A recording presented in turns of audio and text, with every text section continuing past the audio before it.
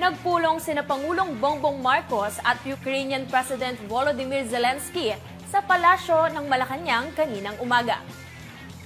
Dito ay pinag-usapan ng dalawang lider ang hakbang tungo sa kapayapaan kasunod ng kinakaharap ng mga pagsubok at krisis.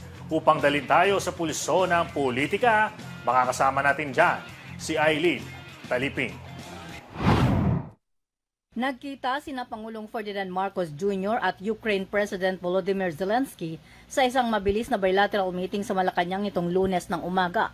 Sa ginanap na pulong, tinalakay ng dalawang leader ang mga ginagawang hakbang ng dalawang bansa upang makamit ang kapayapaan sa gitna ng mga kinakaharap na mga pagsubok at krisis.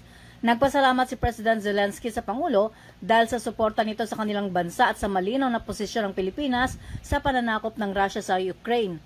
Ikinalugod naman ng Pangulo ang pagdating ni Zelensky sa Pilipinas dahil sa kabila ng pagiging abala nito ay nagawang makadaan sa bansa at matalakay ang mga mahalagang issue na parehong kinakaharap ng Pilipinas at Ukraine. Ang Ukraine ay dumaranas ng matinding pagsubok laban sa pananakop ng Russia habang ang Pilipinas naman ay naharap sa hamon ng umiinit na tensyon sa West Philippine Sea dahil sa pilit na pag-aangkin ng China sa mga teritoryong pag-aari ng Pilipinas. Kasabay nito, inihayag ni Zelensky kay Pangulong Marcos Jr.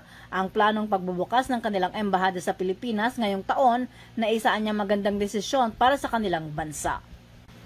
Ito si Eileen Taliping para sa Kwentong Politiko.